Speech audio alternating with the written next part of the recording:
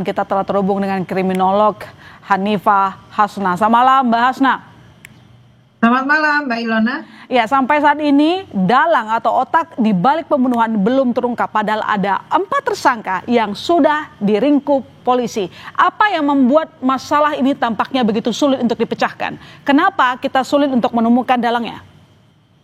Baik, 4 orang ini itu kan adalah eksekutor atau orang yang berada di lapangan. Biasanya orang-orang dalam organized crime yang melakukan eksekusi itu tidak tahu menahu siapa sebetulnya dalangnya, karena komunikasinya berlapis dari otak ke middleman ke eksekutor. Ini yang membuat mungkin polisi kesulitan mencari nama dari otak itu karena berlapis tadi itu.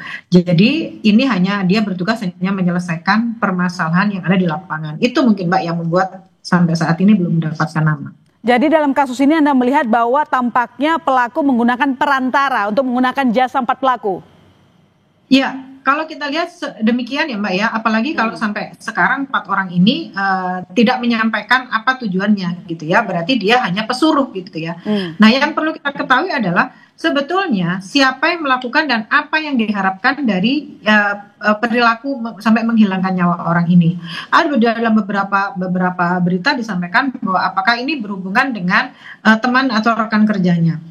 Tetapi yang perlu kita tahu adalah dalam kondisi ini ketika dia adalah seorang profesional atau seorang karyawan, ada 2 hal. Mungkin ada orang internal atau pihak eksternal. Kalau orang internal adalah rekan kerja. Rekan kerja mungkin karena perebutan jabatan atau iri dengki dengan prestasi tertentu, atau atasan yang untuk menutup sesuatu atau skandal tertentu, sementara si korban ini sangat mengetahui informasi-informasi yang sensitif, sehingga motifnya adalah untuk menutup atau menghilangkan menghilangkan jejak dan saksi dari yang harus ditutupi. Kalau pihak eksternal bisa jadi itu nasabah itu kan bisa jadi pengusaha atau orang-orang yang berkepentingan dengan bank tersebut, tetapi mengalami kesulitan baik kredit macet atau mungkin justru karena penagihan. Nah dalam hal ini ketika sudah terjadi seperti ini berarti ada unsur-unsur dendam. Kalau kita melihat bagaimana cara korban ini dihabisi gitu ya, kehilangan nyawanya dengan dipukul, dengan banyaknya luka-luka lebam, berarti kan ada emosi yang terlibat di dalam pembunuhan ini.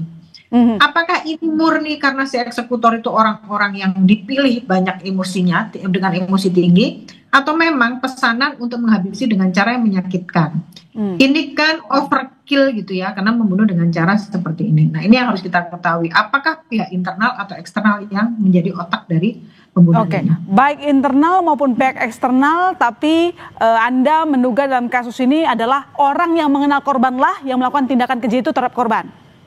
Bisa jadi demikian. Kalau kita melihat, anggaplah kita sekarang melihat dari sisi orang dalam. Orang dalam ini ada 2 skenario. Skenario yang pertama, misalnya ini rekan kerja, itu bisa menjadi pelaku langsung. Pelaku langsung berarti dia ada konflik dengan korban. Ketika konflik dengan korban, dia cara menyelesaikannya adalah mencari pihak ketiga untuk melakukan eksekusi. Artinya dia terlibat dalam hal ini. Tapi kalau skenario yang kedua, dia hanya menjadi perantara atau menjadi middleman. Otaknya adalah orang dari luar, dia memberikan informasi bagaimana kegiatan sehari-hari, lalu si otak tadi juga mencari eksekutor. Jadi apa saja kemungkinan motif yang bisa didalami? Tadi memang dikatakan oleh Mbak Hasna ini ada soal dendam begitu, kita tidak tahu itu apa persisnya, tetapi apakah memang motif ekonomi menjadi salah satu yang paling diberatkan di sana, atau mungkin tadi kalau saya dengarkan pernyataan Anda saya rangkum lagi, ini tidak lepas dari masalah perbankan itu sendiri ya, hubungan di perbankannya, maksudnya either itu dengan internal maupun dengan eksternal, gak jauh-jauh dari sistem perbankannya. Ya, sejauh ini seperti itu Mbak ya, karena belum ada informasi lain. Tapi kalau Mbak Ilona menanyakan motifnya kira-kira apa? Yang pertama finansial, karena korban memimpin salah satu cabang bank yang berarti dia punya otoritas terhadap kredit, penagihan, persetujuan dana. Nah bisa saja ada pihak-pihak lain yang kecewa dengan keputusannya. Yang kedua adalah dendam atau retalisasi gitu ya. Jadi ketika seseorang mendapati bahwa si pemimpin ini memberikan kebijakan yang membuat dia tidak suka atau tidak nyaman atau mengakibatkan kerugian, ini membuat orang ini menjadi dendam gitu ya, ada dendamnya sendiri. Itu ada hubungan individu gitu ya. Yang terakhir yang tadi itu penghilangan saksi.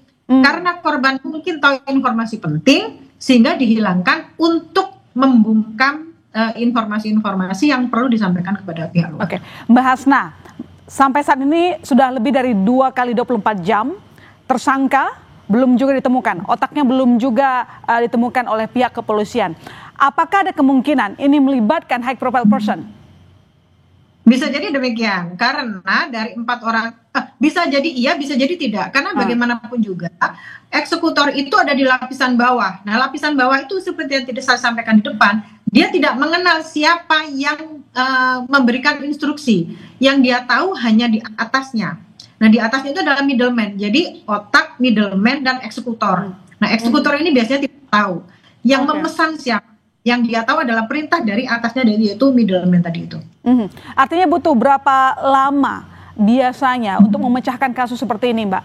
Dengan melibatkan high profile person ataupun yang tidak? Biasanya pasti berbeda ya durasi waktunya?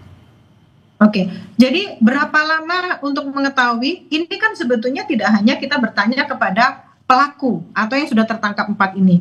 Tapi kita bisa melacak dari secara forensik.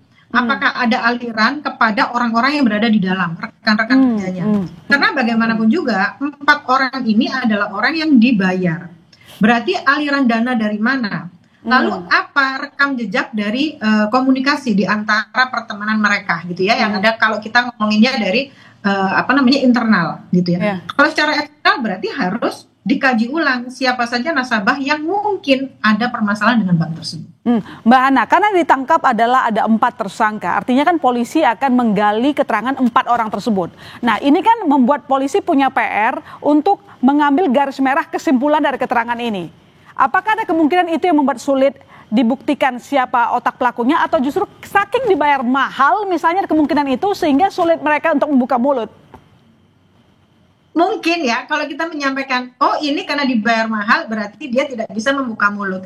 Tapi itu satu kemungkinan. Kemungkinan yang lain adalah karena dia benar-benar tidak tahu.